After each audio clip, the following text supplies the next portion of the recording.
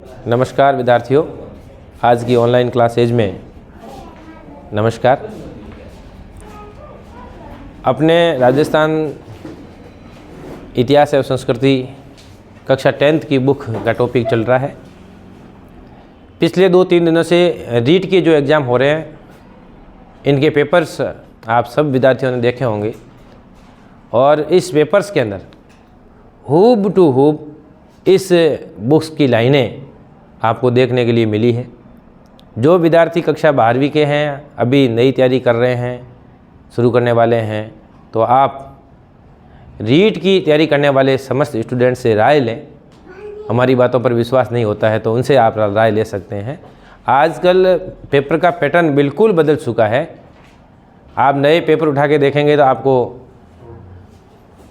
खुद को ही समझ में आ जाएगा। तो राजस्थान इतिहास एवं संस्कृति कक्षा 10th की जो माध्यमिक शिक्षा बोर्ड के अंदर चलने वाली जो बुक है, अपन उसको लेकर के अभी पढ़ा रहे हैं और अपनी 3 क्लासेज हुई है। आप तीनों क्लासेज की वीडियो देखिए और मैंने अभी 3 पेज ही पढ़ाए हैं और इन एग्ज़ामों के अंदर मैंने 2-4 पेपर देखे हैं और उसमें मुझे प्रत्येक पेज से एक न एक सवाल ज़रूर आप देखने को मिला है। आप खुद देख सकते हैं कि राजस्थान कब से अस्तित्व में आया। 30 मार्च 1949 अपनी पहली क्लास में आपने पढ़ा है और हूब टू हूब प्रश्न इस आपके रीट परीक्षा के अंदर पूछा गया है।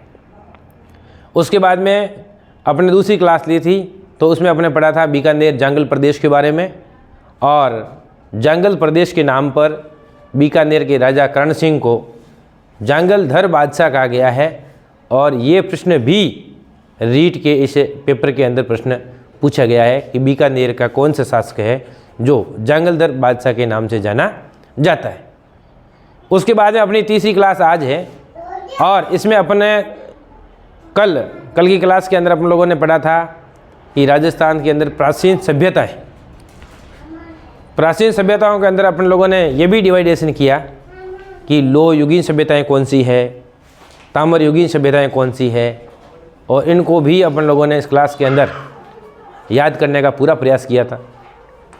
और आपको मैं वापस इस क्लास को रिपीट कर रहा हूँ कि अपन लोगों को लोह युगीन और ताम्र युगीन सभ्यता को अलग अलग करने की बात आए तो मैंने पहले ही कहा है कि आपकी लोह युगीन सभ्यता है वो 3-4 ही है। लोह युगीन सभ्यता के अंदर नोह लोह भरतपुर के अंदर, दूसरी सभ्यता हो जाएगी रेड जिसको बोलते हैं राजस्थान का टाटा नगर, तो टाटा कंपनी का लोहा है तो उनसे भी जोड़कर अपने याद कर सकते हैं। और तीसरा लोहे की बात की थी अपने जोधपुरा सभ्यता और सुनारी सभ्यता की।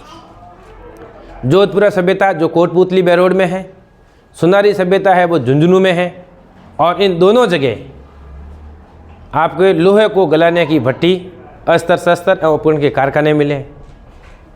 बाकी जो अपन लोगों ने जो सभ्यताएँ पढ़ी थी वो सभी सभ्यताएँ ताम्र युगीन सभ्यताएँ थी। आज की क्लास के अंदर पढ़ने वाले हैं कालीबंगा सभ्यता। कालीबंगा सभ्यता और वेरी इंपॉर्टेंट है कालीबंगा सभ्यता। तो इसी कालीबंगा सभ्यता से लेकर इस रीट परीक्षा के अंदर प्रश्न पूछा गया है और वो प्रश्न आपके पास में माध्यमिक शिक्षा बोर्ड की बुक होगी।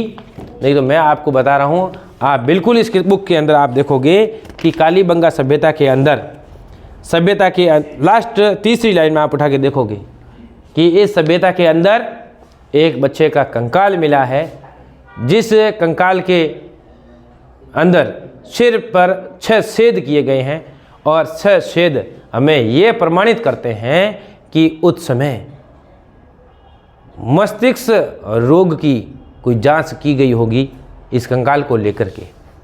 तो ये हूब टू हूब लाइनें अपने इस बुक के अंदर है और यही लाइनें कालीबंगा सभ्यता को लेकर के अपने इस रीट परीक्षा के अंदर प्रश्न पूछा गया है। कालीबंगा सभ्यता आप प्रत्येक गाइड उठा के देखोगे तो उसमें आपको इसका वर्णन बहुत सारा लिखा हुआ मिलेगा, बहुत सारी लिपापोती आपको कालीबंगा के बारे में आपको पढ़ने को मिलेगी। परंतु ये जो हूब टू हूब 2 लाइनें इस रीट के अंदर कालीबंगा सभ्यता को लेकर पूछी गई है वो मैं कहता हूँ कि 100% अपने इस बुक से ही ली गई है। तो अपन पढ़ रहे हैं इस कालीबंगा सभ्यता को। कालीबंगा सभ्यता, काली प्लस बंगा, ये बंगा शब्द है, ये पंजाबी भाषा का है। पंजाबी भाषा का शब्द है बंगा। पंजाबी भाषा के अंदर ये बंगा शब्द है। आप देखिए, बंगा शब्द है और अपन बोलते हैं बंगा को बंगड़ी। अपनी भाषा की बात करें, स्थानीय भाषा के अंदर बंगड़ी, और बंगड़ी मतलब है चूड़ियाँ, चूड़ी, चूड़ी को बंगड़ी कहते हैं अपने स्थानीय भाषा के अंदर। तो ये पंजाबी भाषा का शब्द है बंगा। बंगा यानी बंगड़ी, बंगड़ी मतलब चूड़ियाँ, और काली चूड़ियाँ, ये काली चूड़ियाँ, काले रंग की चूड़ियाँ, ये इसका शाब्दिक अर्थ है काली बंगा का। काली बंगा, काली रंग की जो चूड़ियाँ हैं, इनसे ये नामकरण है। और ये बंगा शब्द है, ये आपका पंजाबी भाषा का शब्द है। काली बंगा सभ्यता प्राचीन सभ्यता है। और अपन लोगों ने यह भी बात की थी कि अपन इस राजस्थान के इस भूभाग में, इस मरु प्रदेश में, ये मरुस्थल से पहले या समुद्र था, और इसी समुद्र के अंदर सरस्वती और द्वैतदती नाम की नदियाँ आके गिरती थी। अपन पहली क्लास में पढ़ चुके हैं। सरस्वती और दूसरा नाम इसी नदी का द्वैतदती नदी। तो सरस्वती और द्वैतदती नदी अपने इस समुद्र वाले इलाके में पहले आकर के गिरती थी, ये बात अपनी हो चुकी है। ठीक है, तो वर्तमान में इसी नदी का नाम है घग्गर नदी। घग्गर नदी, प्रश्न आ सकता है, घग्गर नदी का ही नाम है द्वैतदती और इसी का नाम है सरस्वती नदी। घग्गर नदी को मृत नदी भी कहते हैं, इसके बहुत सारे नाम हैं। मृत नदी कहते हैं इसको, सोतर नदी के नाम से जाना जाता है, इसे लेटी हुई नदी के नाम से जाना जाता है। नदियों का अपन स्पेशल टॉपिक पढ़ेंगे। आंतरिक प्रवाह की नदी है, और आंतरिक प्रवाह की नदियाँ वो नदियाँ होती है जिसका पानी न तो अरब सागर में जाता है, न बंगाल खाड़ी में, किसी तालाब में, तलैया में या मरुस्थल में जाकर के जो नदी लुप्त हो जाती है वो होती है आंतरिक प्रवाह की नदी। और आंतरिक प्रवाह की नदियों में सबसे बड़ी नदी, सबसे लंबी नदी की बात करें तो वो है अपनी घग्गर नदी। आंतरिक प्रवाह की नदियों में हम लोगों ने एक कांतली नदी का जिक्र भी पिछली क्लास में किया है। कांतली नदी, कांतली नदी सीकर और झुंझुनू में, और कांतली नदी का प्रवाह क्षेत्र तोरावाटी के नाम से जाना जाता है सीकर प्रदेश के अंदर। और इसी कांतली नदी का प्रवाह क्षेत्र का जो एरिया है वो झुंझुनू के अंदर अहिरवाटी के नाम से जाना जाता है। तो ये बात अपन पीछे क्लासों में कर चुके हैं। आप हमारे साथ लगातार जुड़े रहिए, हम बार बार पीछे की क्लासों में पढ़े हुए प्रश्नों को रिपीट करते रहेंगे। जब तक आपको याद नहीं हो तब तक उस प्रश्नों को दोहराते रहेंगे। तो इसी प्रकार अपन पढ़ रहे हैं आगे कि आंतरिक प्रवाह की नदी है। आंतरिक प्रवाह की सबसे लंबी नदी है घग्गर नदी, जिसको सरस्वती नदी बोलते हैं, द्वैतदती नदी बोलते हैं, मृत नदी कहते हैं, सोतर नदी कहते हैं, या इसको लेटी हुई नदी के नाम से भी जाना जाता है।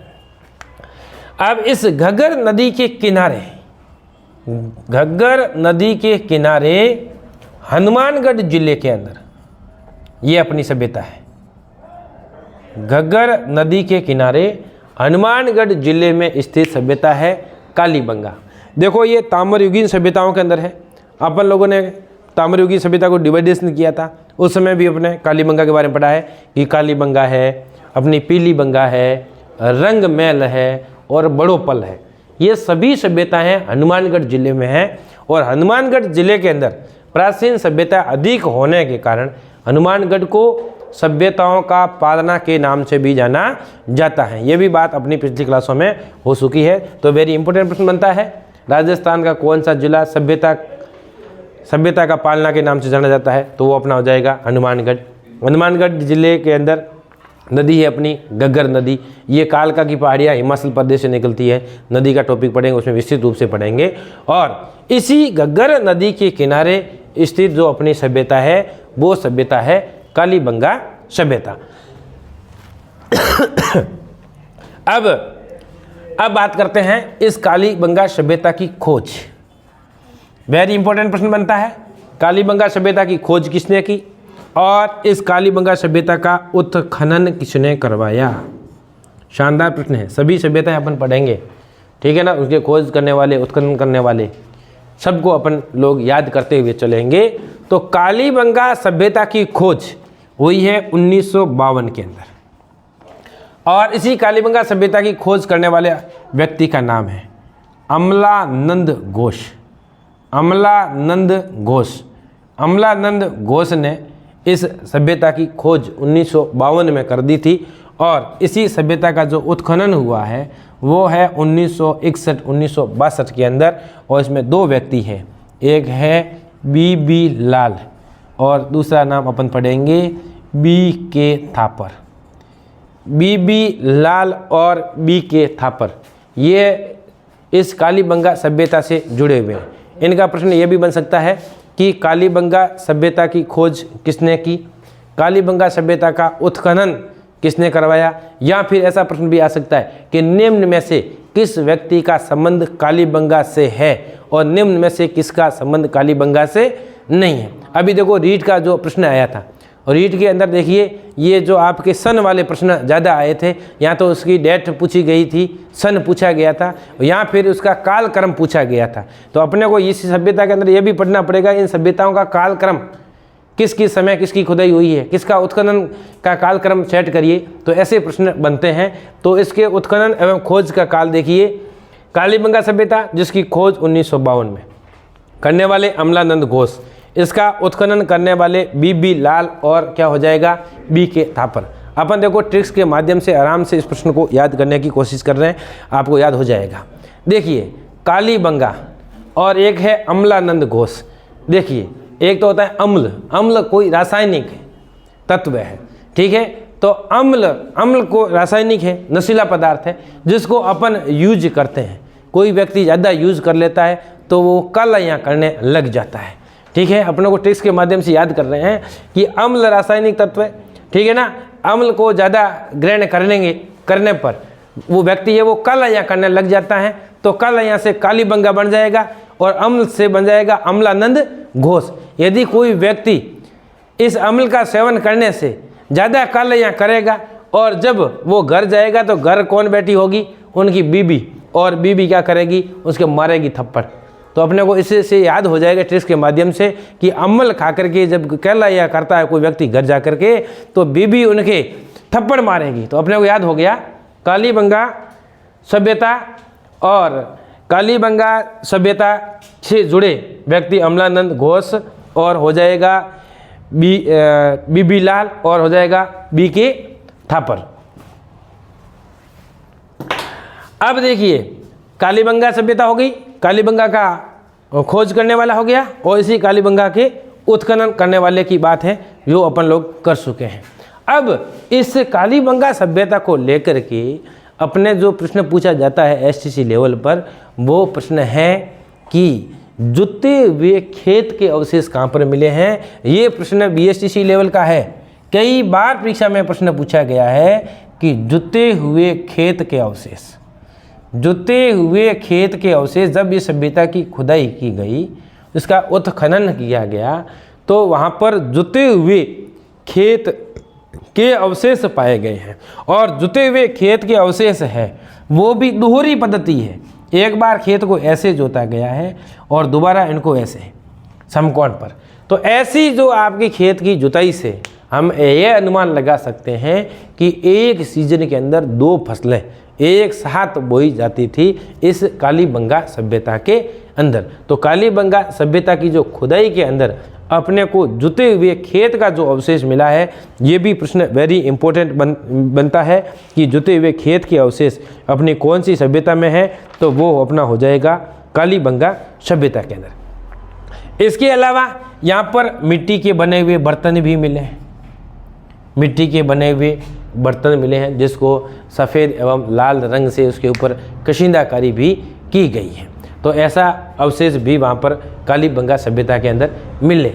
और इनके अलावा अपन बात करें तो वेरी इम्पोर्टेंट बात है कि एक मानव कंकाल मिला है, मानव कंकाल। और मानव कंकाल के अंदर क्या है, मानव कंकाल के अंदर मनुष्य का जो सिर का जो कंकाल मिला है और सिर के ऊपर 6 छिद्र किए हुए हैं, 6 छिद्र। मनुष्य के सिर का एक कंकाल मिला है और जिसके सिर के ऊपर 6 छिद्र किए गए हैं और जिससे हम ये अनुमान लगा सकते हैं कि इस अपने कालीबंगा सभ्यता की खुदाई हुई। तो यहाँ इस सभ्यता के अंदर जो कंकाल मिला है जिसके सिर पर ये बालक का कंकाल है, जिसके सिर पर 6 छिद्र किए हुए हैं। तो इसको देख करके पुरातत्ववेताओं ने यह आइडिया लगाया है कि कोई मस्तिष्क रोग की जांच का कार्य यहाँ पर हुआ होगा। मस्तिष्क रोग, ठीक है ना, मस्तिष्क रोग की जांच का जो अपना काम यहाँ पर हुआ है, इसका मतलब है चिकित्सा पद्धति का ये अपने को प्रमाणित करता है कि उस समय चिकित्सा पद्धति रही होगी और जिसमें इस बच्चे के कंकाल के जांच जो अपने की गई है, सिर की जांच की गई है, तो ऐसा कोई रोग उपचारक कार्य यहाँ पर हुआ होगा और उसके बाद में हो सकता है वो बालक या वो मानव जिंदा न रह पाया होगा। तो इस वजह से हो सकता है कि वहाँ के चिकित्सकों ने और चिकित्सा पद्धति यूज करने वालों ने शल्य क्रिया के अंदर उसके सिर के जो छिद्र किए होंगे, ये अनुमान अपन लगाते हैं। तो ये प्रश्न अभी रीट के अंदर पूछा गया है।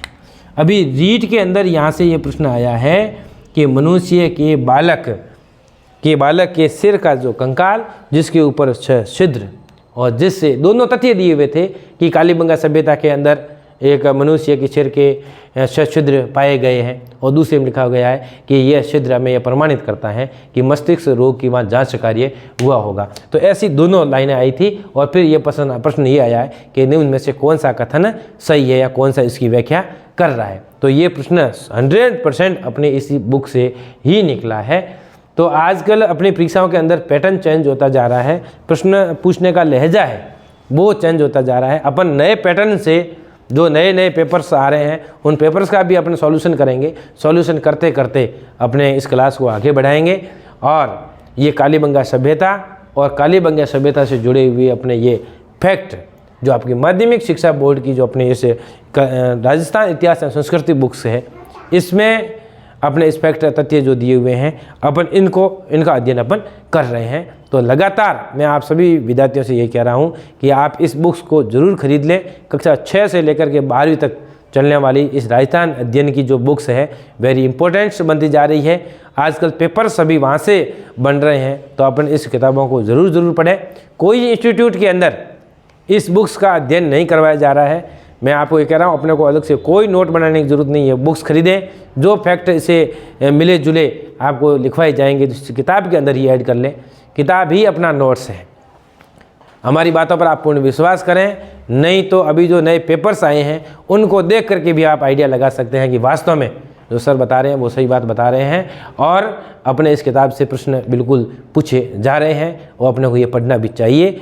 इसके अलावा अपन इस बात करें, इसी किताब के अंदर जो तथ्य दे रखे हैं कि अपन इस कालीबंगा सभ्यता की जो खुदाई का काम हुआ है ये 5 अलग अलग स्तरों में हुआ है। कालीबंगा सभ्यता के अंदर जो खुदाई का काम हुआ है वो 5 स्तरों के अंदर संपन्न हुआ है, जिसमें प्रथम और द्वितीय 2 आपके स्तरों की जो खुदाई हुई है वो पूर्व हड़प्पा के अवशेष माने गए, हड़प्पा सभ्यता से पहले के अवशेष बताए गए हैं। और अंतिम 3, तीसरा, चौथा और 5वां, इन तीसरे, चौथे, 5वें स्तर की जो खुदाई की गई है ये अपने इस हड़प्पा काल के अंदर की गई है। तो ये भी प्रश्न देखो अपने आ सकता है कि कालीबंगा सभ्यता की जो खुदाई का काम है ये कितने स्तरों में हुआ है। तो ये 5 स्तरों में हुआ है। 5 में 2 स्तर पहले के पूर्व हड़प्पा काल के हड़प्पा सभ्यता से प्राचीन के हैं और 3 स्तर है वो हड़प्पा सभ्यता के समकालीन अपने को जानकारी दे रहे हैं। तो ये थी अपनी कालीबंगा सभ्यता। समस्त विद्यार्थियों से हम रिक्वेस्ट कर रहे हैं कि हम भी एक छोटे से चैनल को लेकर के आपके बीच उपस्थित हुए हैं, तो आप हमारा भी मनोबल बढ़ाएं और क्लास को ज़रूर देखें और आगे अपने मित्रों तक शेयर करें। धन्यवाद।